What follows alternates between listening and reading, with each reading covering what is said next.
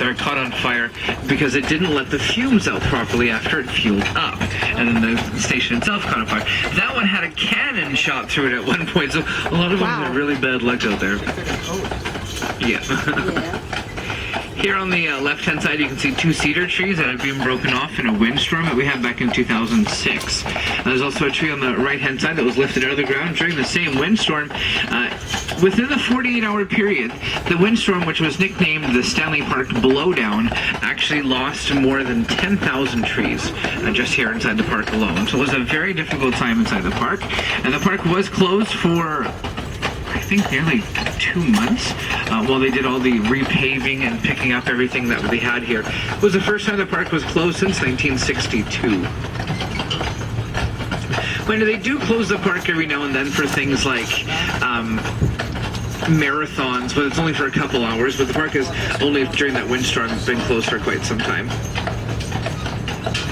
We just made our way down to the Burrard Inlet. This is a waterway beside us here. We don't be very wide where we are here, but the water does go down to depths of nearly 400 feet. Pretty deep waters. Now on the other side you see the big black and red ship. The ship itself actually is blocking the view for us, but on the other side of the ship, usually you can see them over top of the boats too, there's giant piles of sulfur. Now, sulfur is actually a byproduct of the sour gas wells here in British Columbia and in Alberta, the province beside this one.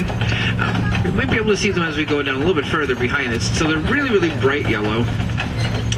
Sulfur itself actually is, like I said, brought here from Alberta and the northern part of British Columbia by train. Last year we had over 10 million tons of sulfur that came here. I'm wondering what they do with 10 million tons of sulfur. Well, most of it actually gets mixed with potash, which is the stuff in the blue containers beside that over there, and that becomes fertilizer. That fertilizer is sold to over 40 different countries around the world. It's actually a pretty big export from here. The other 20% of the sulfur gets mixed into fireworks, matches, skin cream, which actually helps with certain skin conditions, and also rubber, to make a harder version of rubber called vulcanized rubber. Now, normally the piles are so big that you don't see any of the white piping that's going up and down over there. It's all the way up to the blue scaffolding or conveyor belts. But it is, the last couple of days, they've been loading up those ships like crazy. You're also probably able to see, yeah, there's some sawdust over there. A lot of that will actually get sent up to the Pacific coast or the North Pacific coast, and they make newspaper. Where 70% of the world's newspaper is made here in Canada, actually. That's a lot. Now, there's nobody playing cricket over here on the left-hand side. This is a cricket pitch. There's nobody over here right now playing cricket, of course. Obviously, you'd see them. Cricket is a very English game. It's been played here since the 1800s. Do we have any cricket fans or cricket players? No. Not many people here even know what cricket is, really. It's really big in some parts of the world. It's actually the second most popular game in the world. Number 1 is soccer or football, and then it goes to cricket. A lot of the reason why it's so popular is because some of the countries that play it have a lot of people, like India. It's a very big game over there. Now, cricket itself can take up to 5 days to have one game played. That's called a cricket test match. They do have shorter games as well, but those are the big ones. Often at the end, there's actually there isn't a winner or a loser. It is a tie or a draw. One of the rules of cricket, actually, one of the funny rules of cricket, is you have to go for tea with your opponents. I wouldn't think that was a thing with any sport, actually, but I think it's cricket and lawn bowling, maybe? I think that does that as well. Now, the water here again beside us, the Burrard Inlet, is home to many different animals. Through the years, what have we seen? Sea lions, the really, really big sea lions, are almost 3,000 pounds, come through. Not very often. They're kind of hard to see, too, even though they're 3,000 pounds. The most popular thing that we'll see here are seals. We also get orca whales coming through, or killer whales. Now, despite the name whale being in their name, they're actually not whales. Killer whales are dolphins. A person is texting while they're driving. It's illegal. We also get gray whales coming through as well. We don't see the gray whales, even though they're here more than the orcas. We don't see them, just because they don't have a lot that comes out of the water. It's mostly just their blowhole that comes up, and then they go back down again. They don't have the big dorsal fin like you'll find on the killer whales, or the orcas, which does make them very visible. know what you're going to see coming through here. Seals actually right now are the most popular thing. And they can come right up to the seawall. The water's actually a couple feet deep just right there. So they will come most of the way right up to there for you. So you never know what you'll see out there. Now, the seawall is the name of the wall that's beside us here that's protecting the shoreline of Stanley Park. It originally started to be built in 1917 to prevent the erosion of the shoreline, but it took a long time to finish. It didn't finish until 1981. So the seawall itself actually is considered to be the world's longest uninterrupted marine walkway, extending nearly 40 kilometers. It's actually quite long. Just inside the park alone, the seawall is 8.9 kilometers, which is around 5.5 miles. It is in two parts inside the park. You have the walking one down below for either direction, or anybody on any wheels of any sort, so bicycle, rollerblades, segways, any of those things. They have their own one up here, and you have to go under 15 kilometers per hour, just shy of 10 miles an hour, or you can get a $75 fine and a fine for going the wrong way if you go against the flow of traffic. There's a pretty famous statue right beside us here on the right-hand side. Boys who in the water I'm referring to. It's a lady on the rock. She's called Girl in Wetsuit. Now, she's supposed to look like the Little Mermaid statue in Copenhagen, Denmark, but they weren't allowed to make a copy of that because of copyright issues, so they came up with the closest thing, which is a girl in a wetsuit. She looks very, very similar to the original. And she's on a rock. She's in the same position. Of course, she does have two legs instead of a tail. It's a big difference with her. Now, when the water comes all the way in, it will go up to her flippers, and from there it will drop down nearly 16.5 feet, which puts it out past the kelp that you see there. So it's a big difference in high and low tide. A lot of water comes and goes here in the Burrard Inlet. But on the other side of here is Grouse Mountain. You can see the line cut in the trees. There's a couple of them actually, but one is for the gondola. That's around an 8-minute ride. The dump truck pass by. Noisy things. So the gondolas run an 8-minute ride from the bottom to the top. Once you're up there, there's paragliding, ziplining, chainsaw carvings, theater in the sky, and a bunch of other really cool stuff like that too. Now, there's another way to get up there. That's hiking. Some people do this. It's a pretty long hike. It's around 2.9 kilometers up there. So it's pretty physical. It's just under 3,000 stairs from the bottom to the top. It takes 1.5, on average it takes around an hour and 15, but it can take an hour and a half, but 2 hours is not unheard of to do the hike as well. Now, they do advise you to be in pretty decent condition. They don't want to tell you when they're not, they don't appear to be able to do it. 1 or 2 people do die of a heart attack every year on average doing the grouse grind, so it's actually a pretty difficult hike. Last person died June 8th, actually. Once you're up there, though, like I said, there's a whole bunch of really cool stuff to do, so if you manage to survive the hike, you're good to go. The last thing we see here before we head out is the dragon that's ahead of us on the right. This guy is a figurehead. They were attached to the front of boats. Often you think of a mermaid over the front of a ship. This one is a dragon. It was attached to a boat called the SS Empress of Japan. Boys, hook on. The Empress of Japan was actually one of 3 boats that was paid for by Queen Victoria, so she could get her silk, her mail, and her tea faster from Asia to the UK. And it stopped by here first along the way. Now, those boats actually went from 1891 until 1922. They never once missed a sailing, and they always arrived on time, so very, very punctual boats. They carried people as well. If you were a passenger coming on those boats, the grand total was $45. Sounds like a pretty good cost, but that was more than the average person's yearly income back in those days, so it was extremely expensive.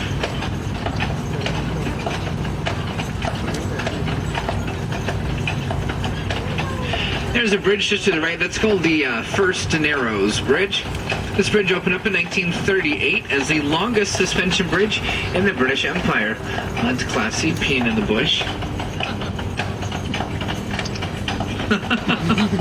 Welcome to the park. You never know what you'll see. So the bridge itself, as I said, was the longest suspension bridge in the British Empire when it opened in 1938. In fact, it was such a big deal that Princess Elizabeth came over with her dad to do the opening ceremonies. That same lady has recently just became the longest reigning monarch in the British history of 63 years, 7 months, and so many days. So, pretty long time. Now, the bridge itself was not paid for by the city or the people of the city. It was paid for by a specific family called the Guinness family from Ireland, the beer people. So they actually moved to Vancouver in the late 1800s, and they lived on the other side of the water in a little area they were calling the British Properties. Now, back then, if you lived in the British Properties, you were from Britain. There was no other option. You had to be. Even to be a housemaid or a servant over there, you had to be from Britain. In fact, the whole area over here now is called West Vancouver, but it's a little area in there called the British Properties. Nowadays, to live in the British Properties, you don't have to be from Britain. You can be anybody at all, as long as you can afford the $5 to $25 million price tag on those houses. They do have some starter homes over there in the $3.5 million range, but a lot of them are quite a bit more expensive than that.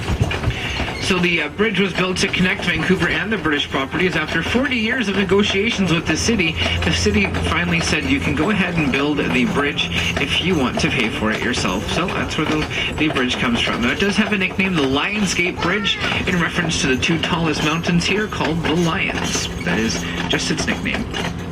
Now, that's the Vancouver Aquarium, just up on the left-hand side on the top of the hill there. It's actually a pretty cool place to go. They have over 50,000 separate animals with 8,500 different types of animals in there as well. So if you have some time to go through there, that would be a good place to head off to. It is the #1 aquarium in Canada and #7 in North America. So a pretty awesome spot. We do sell their tickets for less than they do. So you can come get them from us at our little ticket booth. And that's because you went for a ride with us today. You do get a little discount on that. Before we go too far, though, on the right, there's this big yellow box over the edge right here. That's called the Kids Dryer. If you are here in the summer playing in the water park and you didn't bring a towel, well, no fear. You actually get to go and put yourself inside the giant machine, and someone turns it on and it dries your body off for you. It's kind of like those big hot air fans in the washroom for drying your hands after you wash them. But it is a much larger version. There's some aquarium people down here. They usually take stuff from the ocean to put in the aquarium, like rocks and different things. Or these guys look like they're cleaning. That's very good. The driftwood down there is usually where you'll find the seals in the nighttime.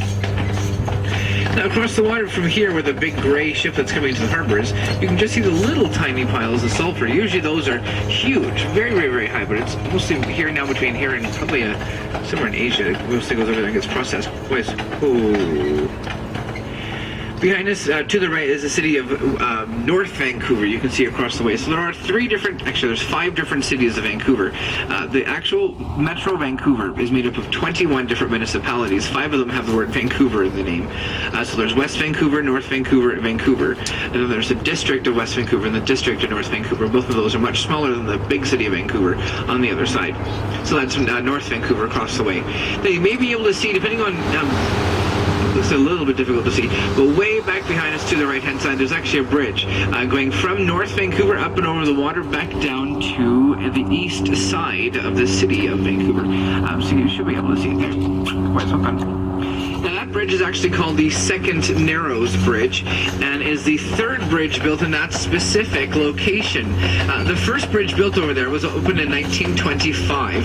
It had 1 lane in either direction, and that was the only way to get out of Vancouver over to North Vancouver or to West Vancouver. So you'd have to go across and then drive all the way back up the other side. That's a pretty big distance from here across the bridge and then back up. So a lot of people weren't really happy with that bridge, but it was the narrow part of the water, so they went ahead and built it there. They didn't build it up ahead of us where the Lionsgate Bridge is, or the First Narrows Bridge, just because at that point the city didn't want to have a bridge going through Stanley Park. So for 10 years, or 13 years actually, that was the only way to cross those waters, except unless you were part of the British Properties, who had the little ferry going back and forth, which was very unreliable, and the captain just didn't really like it. So by the 1930s, like I said, the Lionsgate Bridge was built. By then you can take either one of those bridges across the water. It didn't really matter which one you took. As long as you wanted to pay the 25 cents, you could go over the Lionsgate Bridge. Now, of course, all good things have to come to an end after a while. The first bridge way back behind us that's no longer visible actually got crashed into and completely demolished in the early 1950s when a boat had completely, it hit it and it just was no longer a bridge. It just didn't exist anymore. So they cleaned all that mess up, and 5 years later they started to build the big bridge that we can see back there behind us. Now, as I said, though, that was actually the 3rd bridge built in that location. The second one never got completed. completed. On June 17th, 1958, the bridge was almost done, but it twisted and fell into the water.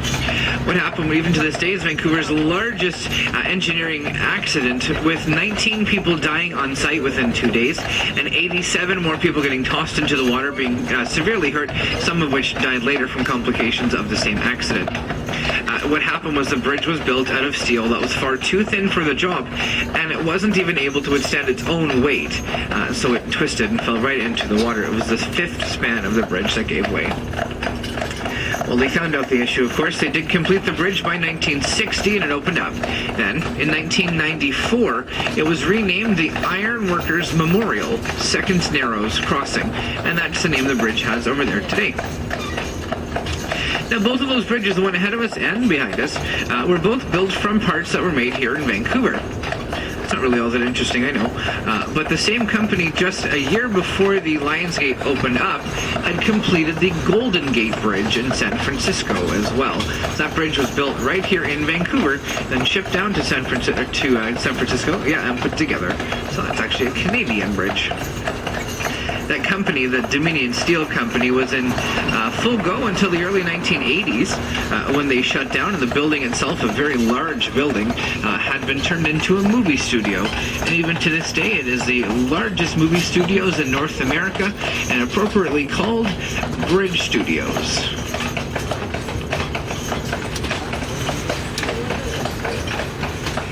So coming down the hill here, I get to use my brakes to hold the weight off of the horses so they don't have to support us going down the hill here.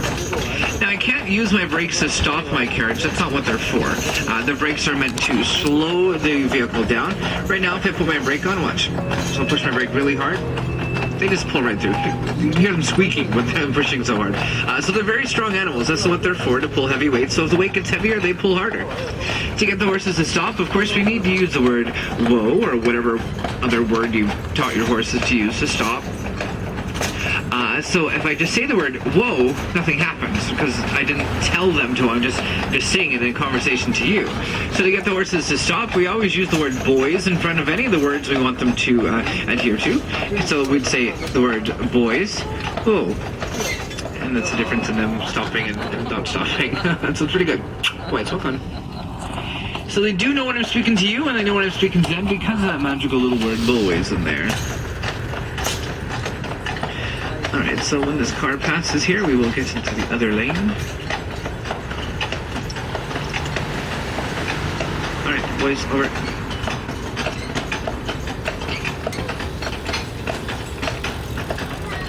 You're good, there's lots of room, I'm waiting for you there. Okay, never mind. Thanks. Yep. So we're going to turn up the hill here. We do trot up the hill. Matt usually tries to canter. Easy.